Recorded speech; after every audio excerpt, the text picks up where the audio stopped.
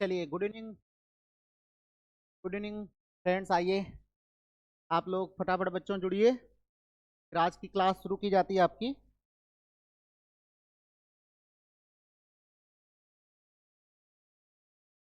Join your class, अपनी class join कर लीजिए, फिर शुरू करते हैं हम लोग आज की क्लास।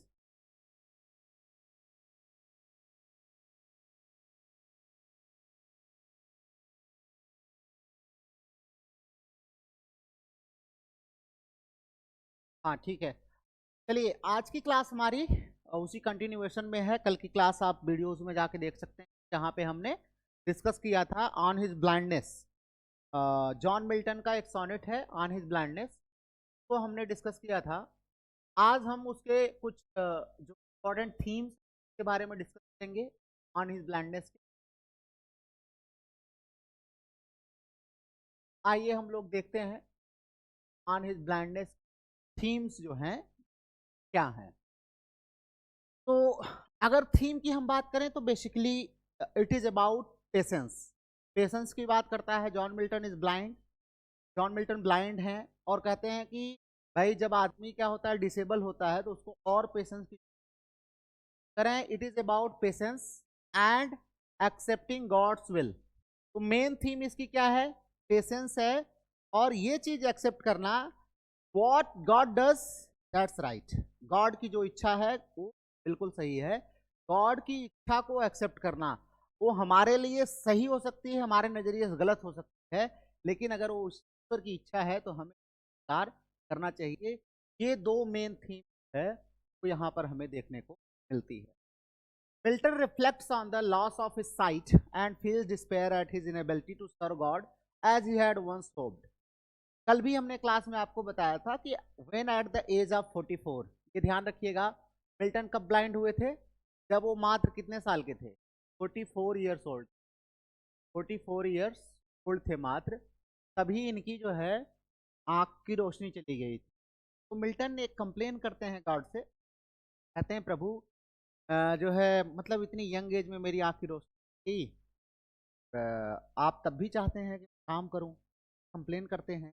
यही इनका जो कंप्लेन है, ये कंप्लेन करते हैं और एक प्रकार से कह सकते हैं कि ये मौन करते हैं इस बात को लेकर। बहुत दुखी हैं ये कि मैं ईश्वर की जितनी सेवा करनी चाहिए सेवा कर नहीं पा रहा हूँ। तो अब सेवा क्या है? सेवा मतलब वर्क इज वर्शिप। जैसे कल मैंने आपको बताया था कि हमारा जो काम है वही क्या है? हमारी पूजा है। और मिल्टन जो है एज ए सोशल रिफॉर्मर, एक समाज सुधारक के रूप में देखें, एज ए रिवोल्यूशनरी पोएट के रूप में देखें, एज ए पोएट के रूप में देखें, वो जितना योगदान देना चाहते थे समाज को, शायद आंखों की जाने के कारण उतना योगदान नहीं दे पा रहे थे। इसीलिए उनके मन में कहीं ना कहीं इस बात की ग्लानि थी, भाई जो है हमारी ईश्वर ने रोशनी आंखी, और इस वजह से हम सोसाइटी को सर्व नहीं कर पा रहे हैं अकॉर्डिंग टू गॉड्स विल। प्रभु की इच्छा के अनुसार हम उतनी सेवा समाज पा रहे हैं। लेकिन फिर कहते हैं थ्रू पेशेंस ही comes to understand that service to God does not require action और talent but patience and accepting one's condition. लेकिन पेशेंस जब वो रखते हैं, धैर्य उनका, तो धैर्य उनका उन्हें ये बताता है ईश्वर की सेवा केवल कार्य करके ही नहीं की जाती है, बल्कि ईश्वर ने हमें जो दिया है उसको एक्सेप्ट करके, और जो उन्होंने आगे देंगे उसका इंतजार करके भी इस सेवा की जाती है। जरूरी नहीं है कोई एक्शन हो, हम ईश्वर के लिए कोई काम करें तभी। हम केवल ईश्वर के आदेश का पालन का इंतजार भी अगर कर रहे हैं तो भी हम ईश्वर कर रहे हैं, क्योंकि भाई ईश्वर जब नंबर आएगा तब हमें काम देगा। हमारे पास धैर्य है कि हम इंतजार कर रहे हैं कि जरूर हमें ईश्वर को काम देगा। The poem ultimately speaks to the idea that God's will is divine. Last में पोएम ये बात करती है कि जो ईश्वर की इच्छा है वही जो है दैवी इच्छा है। And even those who are seemingly inactive still serve him. लेकिन कुछ ऐसे लोग भी हैं जो देखने में लगते हैं एक्टिव हैं, ये तो कोई काम ही नहीं करते, लेकिन वो भी ईश्वर की कहीं ना कहीं सेवा करते हैं, because they are waiting for God to give him them a chance. ईश्वर उन्हें एक चांस देगा और वो काम करेंगे। तो स्टैंड करना और वेट करना ये भी ईश्वर की क्या है, सबसे बड़ी सेवा है। तो यहाँ पर हमारे पास जो थीम मेन निकल के आई, that is patient and acceptance of God's will. अब फिगर ऑफ स्पीच की बात करें, यहां पर देखिए पर्सनिफिकेशन यूज किया गया। पर्सनिफिकेशन हमने आपको बताया था कि व्हेन एनी एब्स्ट्रैक्ट आइडिया और थिंग इज, कोई एब्स्ट्रैक्ट आइडिया हो या नॉन लिविंग थिंग, तो ऐसे प्रेजेंट किया जाए एज इफ क्या हो, ये कोई ह्यूमन बीइंग हो या लिविंग बीइंग हो, ह्यूमन बीइंग हो या लिविंग बीइंग हो।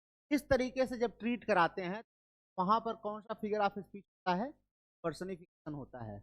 अब लाइन में अगर आप देखेंगे तो पेशेंस को पर्सनिफाई किया गया है as a character who is Milton and answers his questions. तो अगर आप पोयम देखें, पोयम हम देखते हैं, पीछे अगर पोयम पड़ी होगी, पोयम में एक बार हम आपको फिर से दिखाते हैं, शायद यहाँ इस स्लाइड में नहीं है। एक लाइन है उसमें जहां पर वो कहता है कि but patience prevent me, but patience prevent me, patience क्या करता है, मुझे प्रिवेंट कर लेता है। तो अब प्रिवेंट रोकने का काम कौन कर सकता है, आप बताइए, रोकने का काम कौन कर सकता है? रोकने का काम भाई तो कोई लिविंग बीइंग कर सकता है ना, कि रोक ले और मुझसे कहे और मुझसे बोले। ईश्वर को किसी काम की आवश्यकता नहीं है। पेशेंस को ऐसे प्रेजेंट किया गया है मानो वो कोई लिविंग बीइंग है, मानो but patience prevent me and murmur soon replied, ऐसे करके लाइन है जहां पे जो है पेशेंस को पर्सनिफाइड किया गया है। ऐसे दिखाया गया है कि मानो पेशेंस उसको रोक रहा है और उसको जवाब दे रहा है। अब देखिए मेटाफर है, मेटाफर देखते हैं। लाइट, लाइट किसका मेटाफर है? लाइट मेटाफर है आई साइट के लिए। किसके लिए? आई साइट का, आंखों की रोशनी के लिए जो मेटाफर है वो लाइट है। उसके बाद the loss of light symbolizes Milton's blindness, तो ये सिंबलाइज करता है मिल्टन के ब्लाइंडनेस को। टैलेंट क्या है? Talent refers to Milton's creative abilities. Talent भाई एक पोएट के अंदर क्या टैलेंट होता है? क्रिएट करना। क्या? पोयम क्रिएट करना, ड्रामा, जो भी मतलब लिटरेरी पीस क्रिएट करना। तो कह रहे हैं कि मेरे अंदर एक टैलेंट पड़ा हुआ है। कौन सा talent? Creating poetry. Poetry create करने का टैलेंट वो क्या है? यूजलेस पड़ा हुआ है। तो यहां पर टैलेंट जो है वो रेफर कर रहा है क्या? मिल्टन की क्रिएटिव एबिलिटी को। योग किस चीज को रेफर कर रहा है? योग रेफर्स टू बर्डन्स और सफरिंग्स। योग मतलब होता है भार, बोझ, दंड, पीड़ा, बर्डन, बोझ। तो कह रहे हैं कि योग जो है रेफर कर रहा है कि लाइफ में हर एक व्यक्ति को क्या है? बर्डन्स और सफरिंग को फेस करना पड़ता है। यहाँ पर सिंबल्स बहुत सारे यूज हुए हैं, जैसे लाइट है, टैलेंट है, तो ये मेटाफोरिक सिंबल्स हैं। इनका यूज जो है इन्होंने, मिल्टन ने अपनी पोयम में किया है। रिटोरिक क्वेश्चंस है। रिटोरिक क्वेश्चंस क्या होता है? यहाँ पे क्वेश्चन है, जैसे ये प्रश्न पूछ रहे हैं, doth God exact day labour light denied, क्या ईश्वर जो है लाइट डिनाइड करने के बाद भी, अर्थात मेरे आंखों की रोशनी से मुझे वंचित करने के बाद भी, अर्थात मेरे आंखों की रोशनी छीनने के बाद भी, क्या गॉड दिन रात मुझसे काम चाहता है, पूरा लेबर चाहता है? ये क्या है? एक रिटोरिक क्वेश्चन कह रहे हैं कि यहाँ पर क्या है? रिटोरिक क्वेश्चन क्या है कि मिल्टन को ये आश्चर्य हो रहा है, गॉड जो है मतलब God expects him to work, God चाहता है कि वो वर्क करे, अंधा है तब भी वो क्या करे? वर्क करे। ये मिल्टन कह रहे हैं, ये रिटोरिक क्वेश्चन। ये दिखाता क्या है? This shows internal struggle. हमने आपको बताया था इंटरनल कॉन्फ्लिक्ट चलता है ना दिमाग में। एक हमारा जो माइंड है, एक सोल हमारी कहती है कि अरे भगवान ने हमें आंखों की रोशनी छीन ली फिर भी हमसे काम करवा रहे हैं। दूसरा कहता है नहीं नहीं नहीं, ईश्वर कंप्लेन नहीं करते, उसके पास तो हजारों लोग हैं उसका काम करने के लिए, तुम्हें कंप्लेन नहीं करना चाहिए, बल्कि तुम आराम से धैर्य के साथ इंतजार करो, जब ईश्वर तुम्हें मौका देगा तब तुम अपना कार्य करना। वह वो भी ईश्वर की सेवा है। ऐसा नहीं है कि मंदिर में जाके, मस्जिद में जा करके, चर्च में जा करके पूजा करने से ही ईश्वर की सेवा है, बल्कि आप ईश्वर के आदेश का इंतजार करो और जब आदेश आपको मिले उसका पालन करो, वो भी क्या है, ईश्वर की सच्ची सेवा है।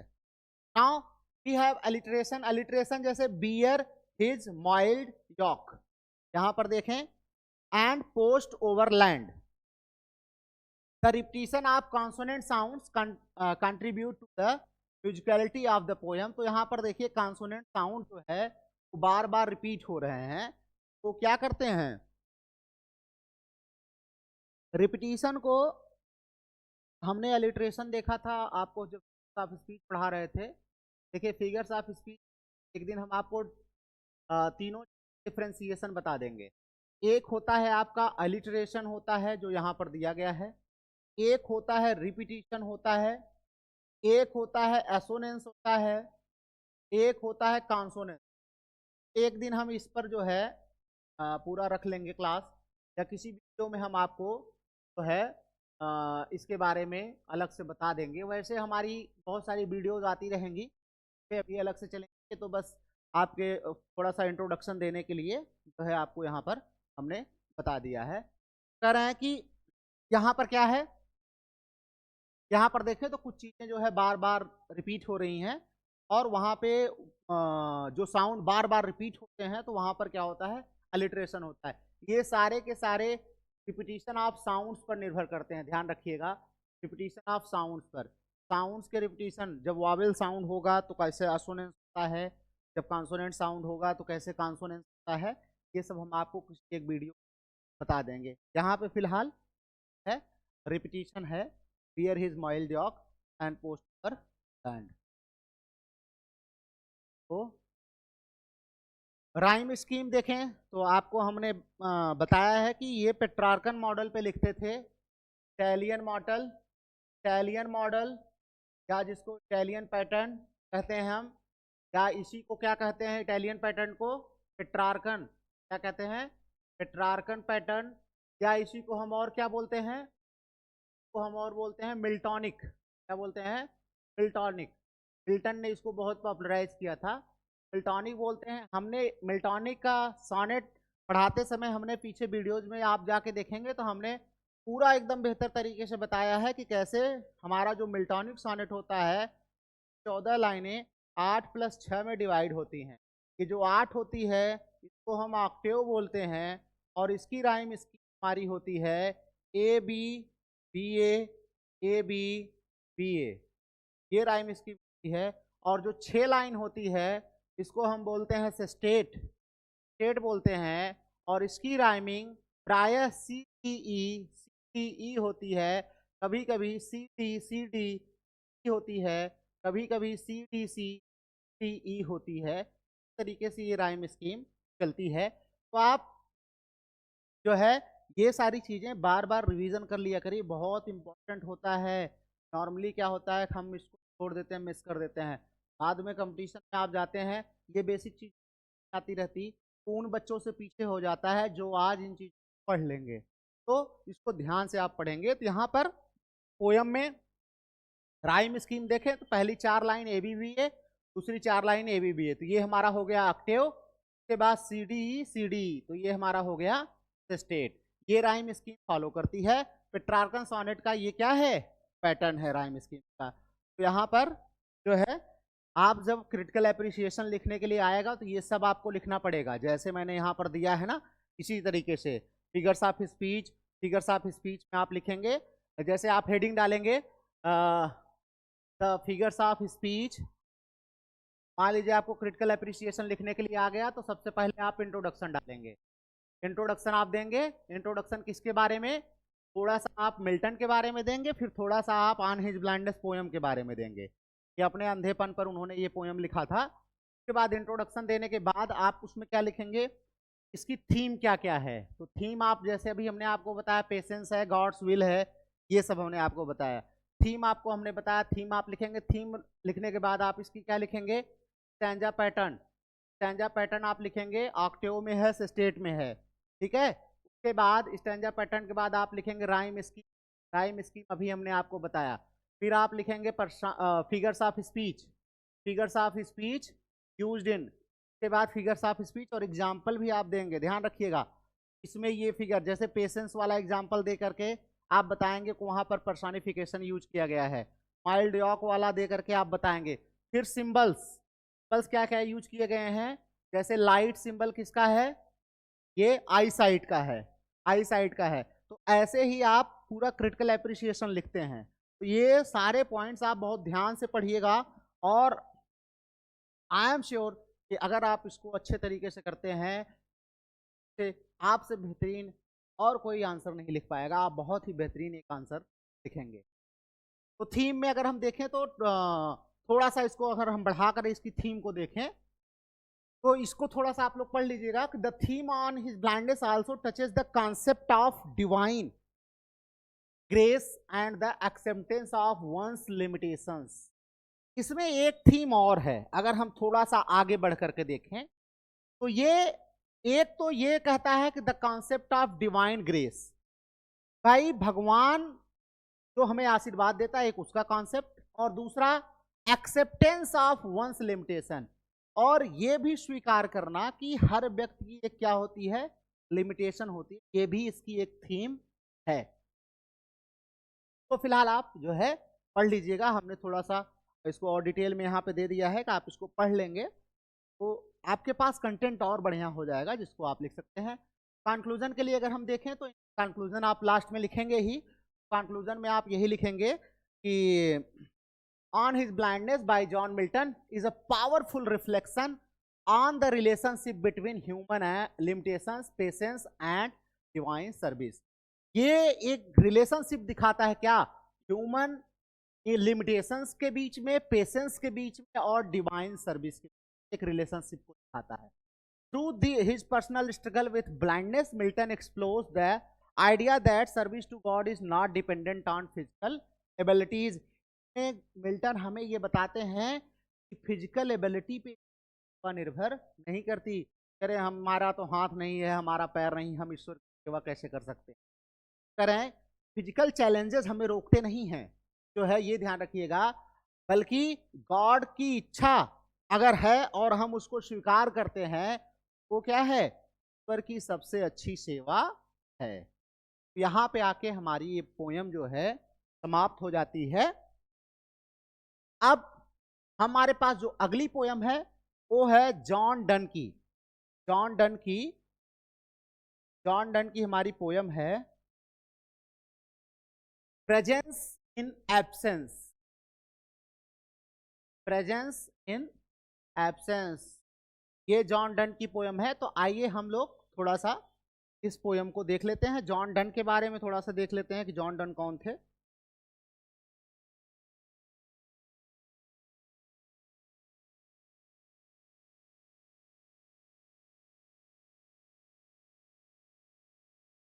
लगता है कि जॉन डन की बायोग्राफी स्लाइड में नहीं है, कब किसी दिन आपको जॉन बायोग्राफी थोड़ा सा इंट्रोड्यूस कर देंगे। फिलहाल हम आपको जो अभी आपको हम जो बता रहे हैं वो आप पोयम को अच्छे से पढ़ लीजिए। चलिए, जॉन डन जो है फादर ऑफ मेटाफिजिकल पोएट्री कहे जाते हैं, तो अंडरलाइन कर लीजिएगा, father of metaphysical poetry, note कर लीजिए। John Donne is called the father of metaphysical poetry. John Donne जो है मेटाफिजिकल पोएट्री फादर हैं। John Donne is called the father of metaphysics.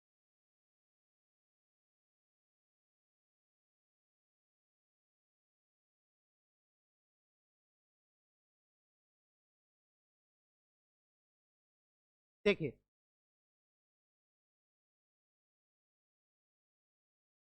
John Donne महोदय थे, मेटाफिजिकल पोएट्री लिखते थे। Metaphysical poetry, father of metaphysical poetry कहे जाते हैं, मेटाफिजिकल पोएट्री। अब मेटाफिजिकल पोएट्री क्या है, ध्यान दीजिएगा। मेटाफिजिकल का मतलब होता है, ये दो शब्द से शब्दों को जोड़ करके बना है, Meta plus physical. Meta plus physical.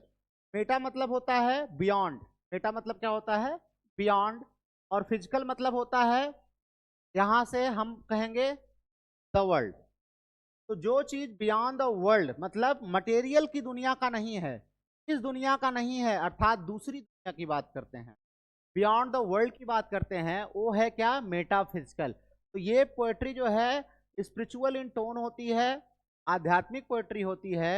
और ये इनकी जो सबसे बड़ी खासियत थी, ही यूजेस कॉन्सीट्स, मेटाफर जिसको हम बोलते हैं ना, मेटाफर का वैरायटी है कॉन्सीट। पोएटिक कॉन्सीट करते हैं अपनी पोएट्री में। कॉन्सीट का मतलब क्या होता है, फार फेस्ड इमेजेस, मतलब बहुत दूर दराज से खींच करके इमेजेस लाते हैं। ऐसा डिपेक्शन करेंगे कि आप उसके लिए जो है उस इमेज की कल्पना भी नहीं कर सकते, वहां से इमेजेस को खींच करके ले आते हैं। और इसी वजह से ये पोएट्री क्या हो जाती है, थोड़ी सी ये पोएट्री हो जाती है ऑब्सक्योर। ये पोएट्री थोड़ी सी कठिन हो जाती है, जटिल हो जाती है पढ़ने के लिए। इसीलिए प्रायः चार्ज लगता है जॉन डन और मेटाफिजिकल पोएट्स, एक इनका पूरा ग्रुप था, 7 मेटाफिजिकल पोएट्स थे, इनका एक पूरा ग्रुप था। तो कह रहे हैं कि जो मेटाफिजिकल पोएट्स थे उनके ऊपर चार्ज लगता है कि इनकी पोएम्स कैसी हैं, ऑब्सक्योर हैं।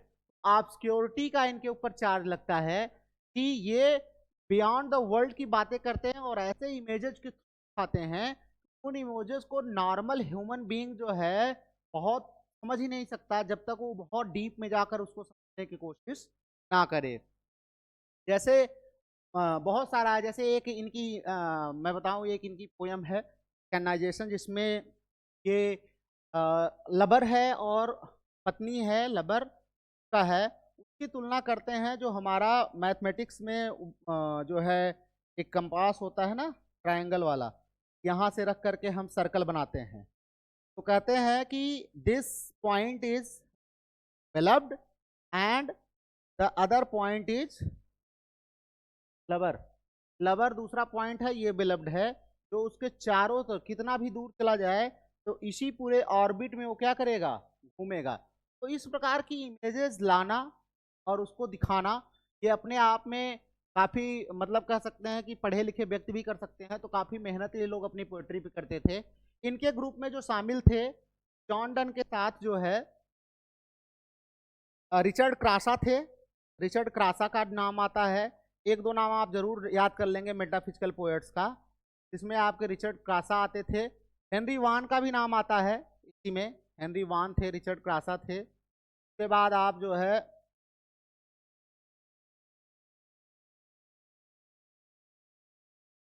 John Donne, Richard Crashaw, Henry Vaughan और भी 2-3 नाम हैं, मुझे इस समय एग्जैक्टली याद नहीं आ रहे हैं। तो इसको हम जो है पूरा आपको बता देंगे।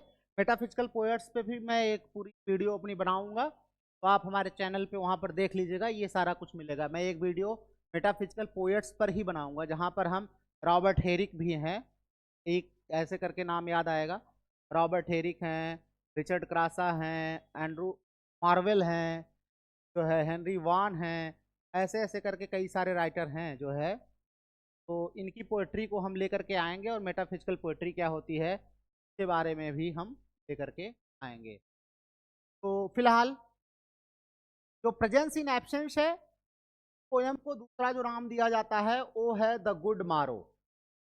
हाँ, the good morrow, or in some context इसको कहा जाता है a valediction forbidding mourning, depending on interpretation of the poem with a line by line explanation, theme, figures of speech, rhyme scheme and structure। यहाँ पर हमने Hindi translation भी आपके लिए इंक्लूड किया है। तो आइए हम पोयम को देखते हैं। जो है एक बार आप लोग टेक्स्ट मैच कर लीजिएगा, एक्चुअली इनकी जो ट्रांसलेटेड वर्जन है वो अलग अलग मिलती है। एक बार मुझे बुक दीजिएगा तो मैं देख के आपको बताऊं क्या हम जो टेक्स्ट यहाँ पर लेके आए हैं वही है या कुछ और है। Absence hear thou my protest, अच्छा ये प्रेजेंस इन एब्सेंस है। ये गुड मारो इनकी हो गई।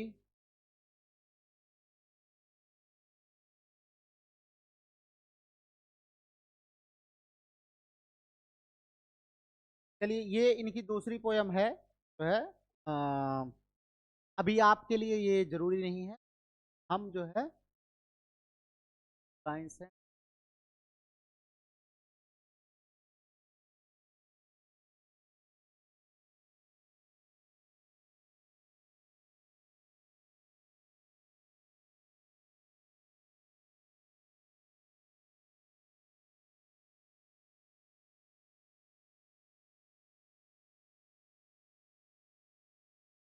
यहाँ पे शायद जब मैं डालना भूल गया हूँ स्लाइड में, कोई बात नहीं, हम बाद में डिस्कस कर लेंगे, आप लोग के लिए अलग से पढ़ा देंगे। क्या हम अभी जो है आपको यहाँ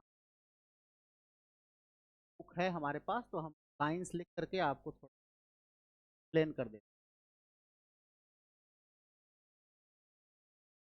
आप ध्यान से देख लीजिएगा, नोट भी कर सकते हैं आप साथ साथ में। पोयम हमारी जो है वो इस तरीके से है। एब्सेंस, एब्सेंस बाद कॉमा है, hear thou my, thou my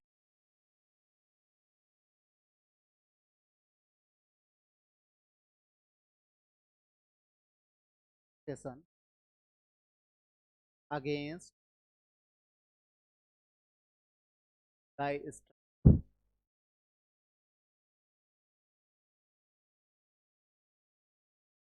strength,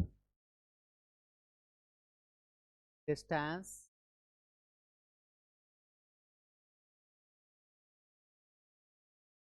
and length, distance and length. Then we have do what thou canst.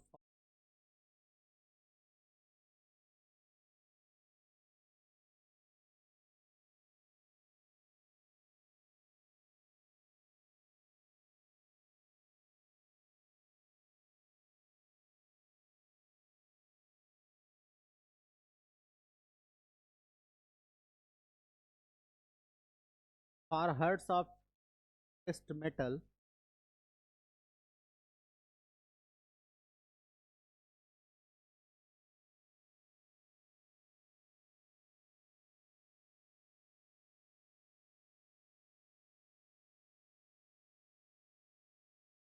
absence doth join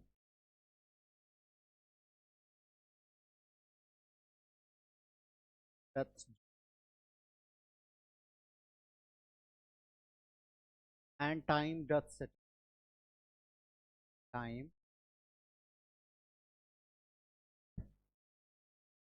जहां पर डथ डथ लिखता है ना, ओल्ड इंग्लिश का क्या है, डज है। ध्यान रखिए, आज जो हम डज पढ़ते हैं वो ओल्ड इंग्लिश में क्या लिखा जाता था, उसको डज लिखा।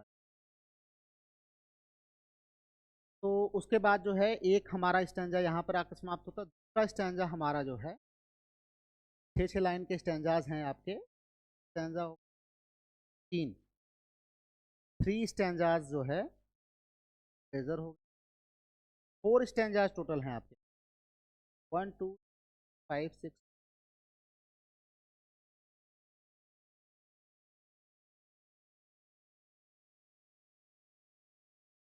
हमें हमारा पहला, और इसकी राइम स्कीम अगर हम देख लें, मिला लें, तो पोएम को हम बाद में राइम स्कीम अगर इनका हम पैटर्न देख लें, क्या है राइम स्कीम। प्रोटेस्टेशन ये हो गया, स्ट्रेंथ या लेंथ या का मतलब ए ना, ये हो गया। उसके बाद मेटल एंड सेटल, ये इनके स्टैंजा का पैटर्न। राइम स्कीम क्या है, ए बी बी ए और सी, और 6 स्टैंजा, 6 लाइंस के पास कितने स्टैंजा हैं, इसको 4 स्टैंजा हैं, तो ये आप याद रखिए। 6 लाइन के 4 स्टैंजा से ये बना हुआ है।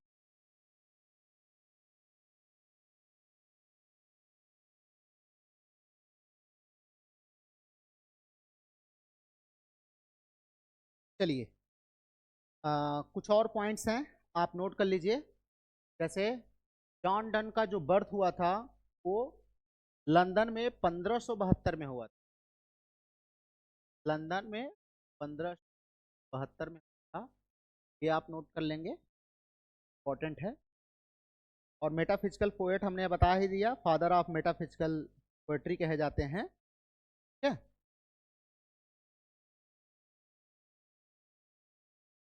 डन जो है शुरुआत, बाद में चर्च ज्वाइन कर लेते हैं, रिलीजियस प्रीचर बन जाते हैं। इनकी डेथ नोट कर लीजिए 1631 में। बर्थ हुआ 1572 में और डेथ हुई 31 में इनकी डेथ हुई। लाइफ के बारे में हम थोड़ा सा ब्रीफ में बाद में डिस्कस। चलिए,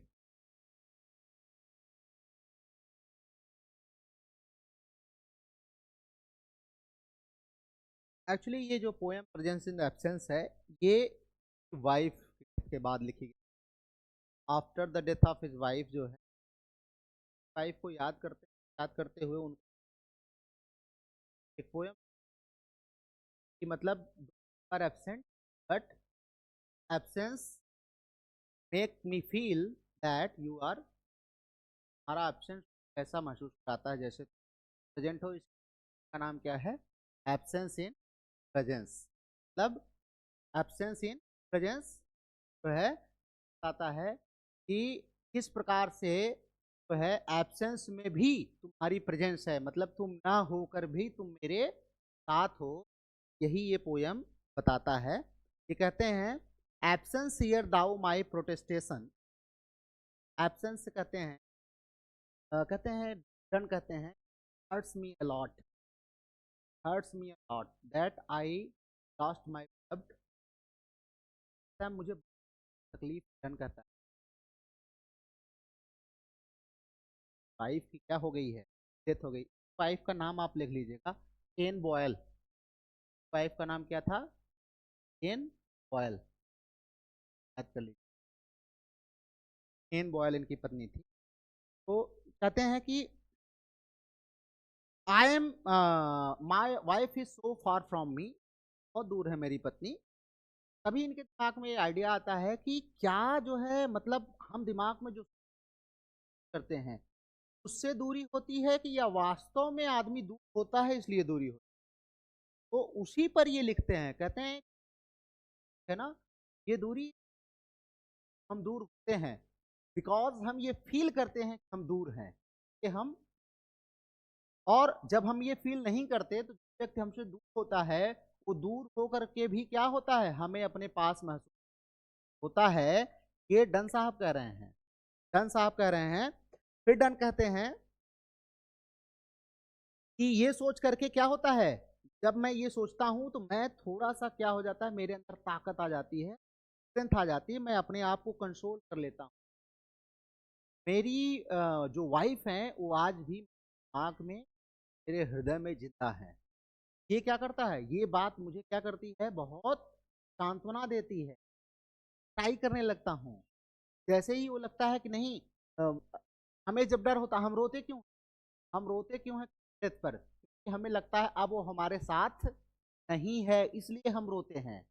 अगर हम ये महसूस ही ना करें तो हमारे साथ नहीं है, रोएंगे। क्योंकि जब कोई चीज खोती है उसी पर हम रोते हैं, ह्यूमन नेचर है।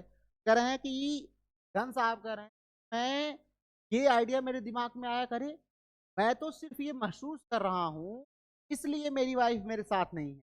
और अगर मैं ये महसूस करने लगूँ ऑलवेज विथ मी, का मतलब वो कभी मुझसे दूर हुई ही नहीं है। ये एक अलग इमेज है, ध्यान रखिएगा बहुत। इमेज कहते हैं डिस्टेंस एंड लेंथ तो मायने ही नहीं रखता, डिस्टेंस एंड लेंथ जो है भी मायने नहीं रखता अगर व्यक्ति कहाँ पर है, अगर व्यक्ति आपके माइंड में है। कितनी भी दूर है, कितनी भी डिस्टेंस पर है, इट डजेंट मैटर, इसका कोई प्रभाव नहीं पड़ता है। Feel as if he are see is always, आपको ऐसा लगेगा आपके साथ हैं। उसके बाद ये कहते हैं कि डन, डन जो है चैलेंज करते हैं, challenges the authority and power of absence. Absence की अथॉरिटी को, मतलब कहते हैं एब्सेंस जो है, मैं तुम्हें चैलेंज करता हूं, मैं तुम्हें चैलेंज करता हूं, तुम्हारी सत्ता को चैलेंज करता हूं कि तुम मेरी वाइफ से मुझे अलग कर दो। मैं तुम्हें चैलेंज करता हूं, तुम एब्सेंस हो ना, एब्सेंस हो, हियर दाउ माई प्रोटेस्टेशन, मेरा प्रोटेस्टेशन सुनो, मेरा चैलेंज सुनो। क्या? कि तुम मेरी वाइफ से मुझे अलग करके दिखाओ, मैं तुम्हारे स्ट्रेंथ के सामने खड़ा हूं। भाई एब्सेंस क्या करता है, एब्सेंस ही तो हमें अलग करता है ना, अलग करने का काम किसका है, एब्सेंस का। कह रहा है, एब्सेंस से कह रहा है कि तुम मुझे अलग करके दिखाओ ना, मैं तुम्हारी ताकत के साथ खड़ा हूं, इसे अलग करो। नहीं कर सकते तुम अलग। डिस्टेंस एंड लेंथ दिखाओ, तुम कितने डिस्टेंस मेरी पत्नी से मेरा करा सकते हो, कितनी दूर ले जा सकते हो, दिखाओ ना। तुम्हें जो करना है, do what thou canst for alteration, तुम तो काट छाट कर सकते हो, तो बदलाव कर सकते हो, जितना मर्जी कहे, जितना एफर्ट कर सकते हो करो। अगर तुम्हारे अंदर हिम्मत है तो करो। For heart of truest metal, पता है हार्ट ट्रूएस्ट मेटल के बने होते हैं, अर्थात जो हृदय होते हैं, जिनमें जिन हृदय में सच्चा प्रेम होता है, क्या करते हैं, absence doth join and time doth settle. Absence जाता है और टाइम, अर्थात एब्सेंस उनका अपना बन जाता है, उनको अलग नहीं करता। एब्सेंस क्या कर देता है, उनको देता है। जो सच्चे हृदय होते हैं वो एब्सेंस अलग नहीं कर पाता। कहते हैं कि I challenge you absence, you distance me from my wife, मेरी वाइफ से मुझे तुम दूर। जैसे शेक्सपियर की पोएम आपको पढ़ा रहे थे क्लब के बारे में, तो marriage of true mind, let me not admit marriage of true mind. तो वहां पर क्या है, वहां पर प्रेम के बारे में जैसे बताते हैं, प्रेम को क्या करता है, समय नष्ट नहीं कर सकता ना, आप नहीं कर सकता। वैसे यहाँ ये कह रहे हैं कि भले तुम्हें लोग एब्सेंस को पावरफुल मानते हैं, लेकिन मैं तुम्हें पावरफुल नहीं मान रहा हूँ। कोशिश कर लो, तुम मुझे मेरी पत्नी से अलग कर ही नहीं सकती, क्योंकि मेरा जो हृदय बना है ना, ये सच्चे मेटल से बना है। और सच्चे मेटल में जो एक बार एंट्री कर गया, उसको बाहर कोई ले नहीं जा सकता। क्या लेके जाओगे भाई, समय भी लेके जाएगा तो क्या लेके जाएगा, उसका शरीर लेके जाएगा ना। तो हमने उसमें प्रेम की परिभाषा आपको बताई थी। सच्चा प्रेम होता है समय के साथ वो खराब नहीं होता, बिगड़ता नहीं, डगमगाता नहीं, समाप्त नहीं होता। हमारी शरीर समाप्त हो जाएगी, हमारी बॉडी झुर्रियां पड़ जाएंगी, हम मर जाएंगे, लेकिन सच्चा प्रेम कभी मरता नहीं है। वैसे ये कह रहे हैं मिस्टर अब्सेंस, जो एफर्ट तुम्हें करना हो कर लो, can not separate my wife from me, आप मेरी वाइफ को मुझसे अलग नहीं कर। हाँ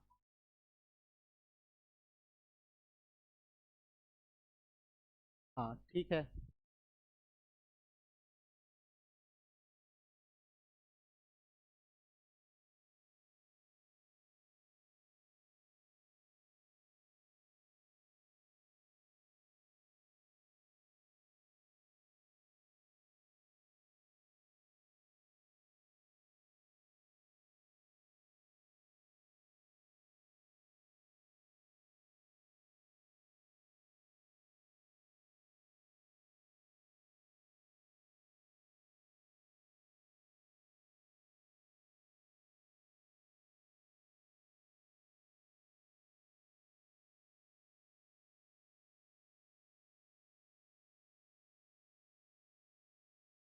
तो अभी हम उसके बारे में डिस्कस कर लेंगे, जो आप फिगर्स ऑफ स्पीच वगैरह लास्ट में, कि पर्सनिफिकेशन है, मेटाफिजिकल कॉन्सीट्स का यूज किया है इन्होंने, बहुत सारी चीज़ें हैं, वो हम धीरे धीरे जो है उसको डिस्कस कर लेंगे। तो यहाँ पर जो है पहली चीज़ तो ये है कि ये पोयम जो है हाईली ऑटोबायोग्राफिकल है। ऑटोबायोग्राफिकल ये है, ऑटोबायोग्राफिकल है, कोई चीज़ ऑटोबायोग्राफिकल कब होती है, जब ऑथर क्या करता है उसमें अपने लाइफ के बारे में कुछ डालता है। अब ऑटोबायोग्राफी का मतलब ही क्या होता है, आत्मकथा। तो इसमें ऑटोबायोग्राफिकल टच मिलता है, अर्थात ये किसके बारे में लिख रहे हैं, अपनी पत्नी के बारे में लिख रहे हैं, तो इनकी अपनी एक प्रकार से कह सकते हैं, तो ऑटोबायोग्राफिकल एलिमेंट है। और मेटाफिजिकल पोएट्री तो आप जानते ही हैं कि जो है जो कॉन्सीट्स के यूज करते हैं, वो हम आपको बताएंगे कैसे कॉन्सीट्स का यूज किया जाता है। तो फिलहाल हम आज थोड़ा सा क्लास जल्दी आपकी छोड़ेंगे, और लगभग 40 मिनट हो गया है। कल हम इसको पूरा फुल पोएम के साथ आएंगे, आपको एक्सप्लेन करेंगे। तब तक आप इसको रिवाइज कर लीजिएगा जितना आज आपको पढ़ाया गया है। कल हम आपसे मिलेंगे फिर। 6 बजे का टाइम अभी रहेगा कुछ दिन, फिर हम टाइम को और जल्दी कर लेंगे, ठीक है। चलिए, टिल देन आप लोग कीप रिवाइजिंग, कीप स्टडिंग, और कल आपसे मुलाकात होती है। Thank you.